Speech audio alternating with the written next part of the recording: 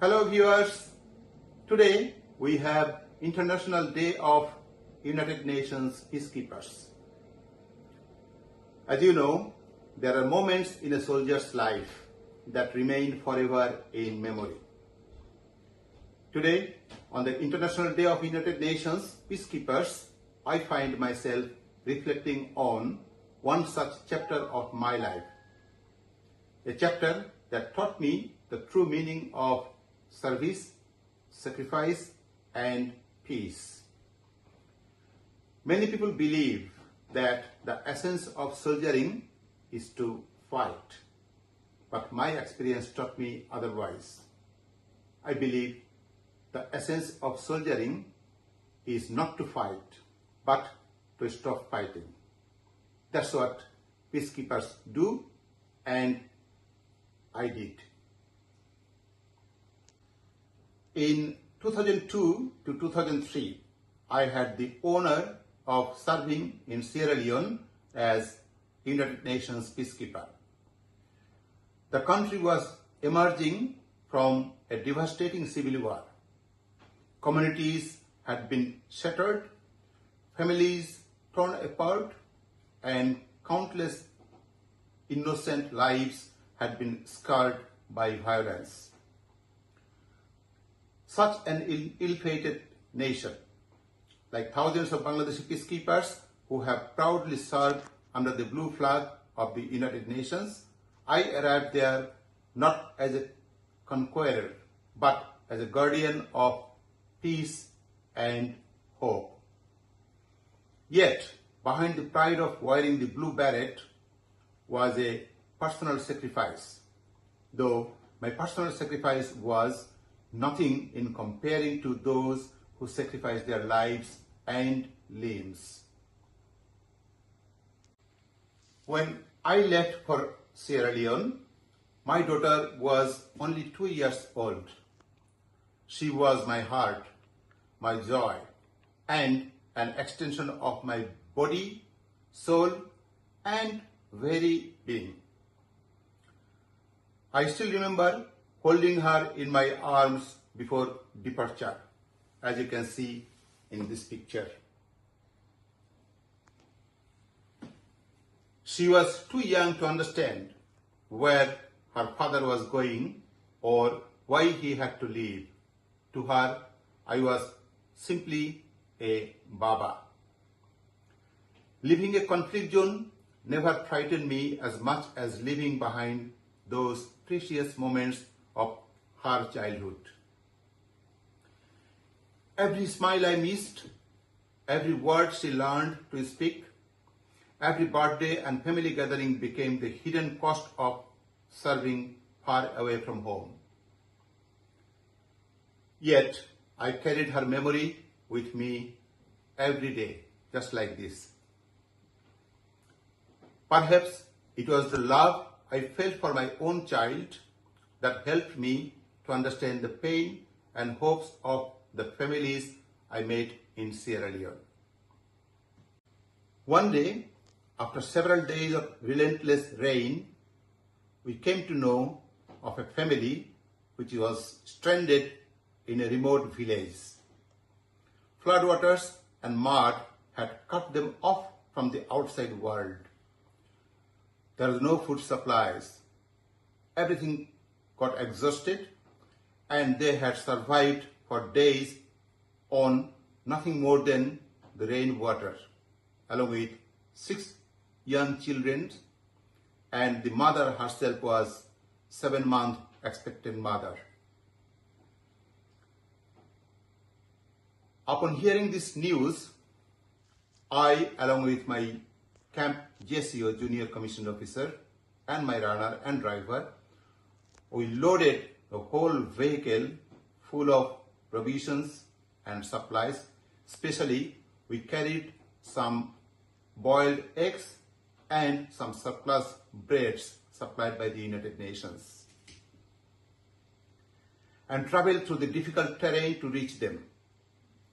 When we finally arrived, the family emerged from their small home. Basically, it was a hut made of branches of tree and shaded with some leaves. I saw all of them had tears of joy in their eyes after seeing us with the provisions. The mother, despite she was in advanced stage of pregnancy, she rushed towards me, clasped my hand and said, "Major, you and the United Nations are our saviors. For 3 days we survived only on rainwater." As they offered prayers to gratitude to Allah, I realized that peacekeeping is not merely a military mission. It is a humanitarian mission. It is about restoring dignity where dignity has been lost. It is about bringing hope where hope has disappeared. At that point of time, my commanding officer decided to post me from Hastings to another camp almost 100 miles away for roughly 45 days. And once I returned from my other camp to the original camp after 45 days, I met the same family again. Apparently, they were so happy to see me returned. This time, there was joy. A baby boy had been born from the mother's womb. With great pride, they introduced him to me and shared something which I never expected. The mom, she was holding a baby behind her in a piece of cloth hanging behind her back.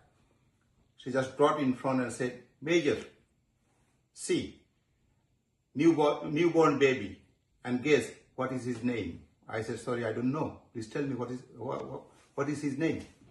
She said, "I named him after your name, Saif." For a moment, I was speechless.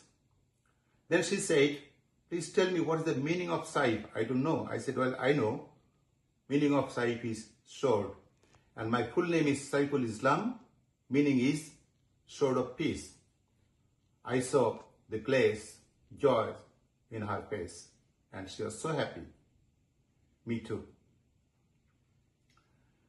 Standing thousands of miles away from my own daughter, I found a child in West Africa in Sierra Leone carrying my name. It was one of the most humbling experiences of my life. That day I understood that peace is not measured in military reports, statistics, or medals. Peace is measured in the smile of a child, in the safety of a family, in the trust of people who once knew only fear. Bangladesh has earned global respect through the dedication, professionalism, and compassion of its peacekeepers. And many people do not know, being Bangladeshi, that army was the third highest foreign currency earner, serving in the United Nations for almost decades. Across continents and cultures, our men and women have carried not only equipment and uniforms or weapons, but also the value of humanity, friendship, and service. The blue helmet, blue logo symbolize our sacrifice. Together, they remind us that the noblest victories are not won on battlefields, but in the hearts of people.